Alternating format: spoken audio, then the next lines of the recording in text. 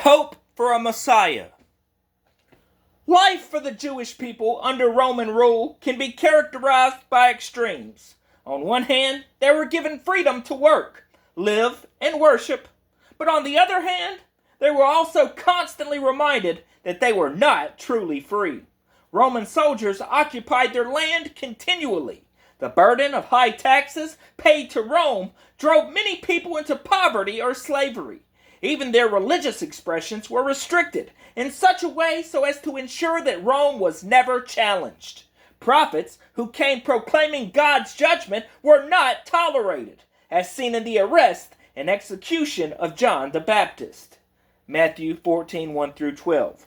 The Jews longed for a day when they could truly be free, something that the prophets had promised with the coming of the Messiah. The term Messiah is Hebrew for anointed one, called so because the king was set apart by being anointed with oil poured over his head.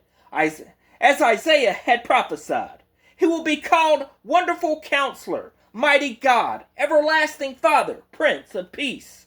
He will reign on David's throne and over his kingdom, establishing and upholding it with justice and righteousness. Isaiah 9:6-7. Most Jews held to the belief in a coming Messiah. However, they disagreed about what they thought this Messiah would do.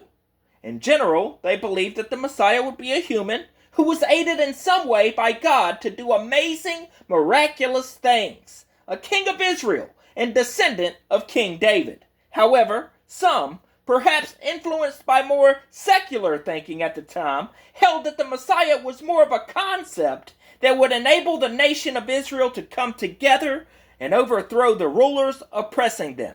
Whatever their understanding, there was a general longing for a conquering king who would come and crush their oppressors and free them, establishing Israel as a prosperous nation once again.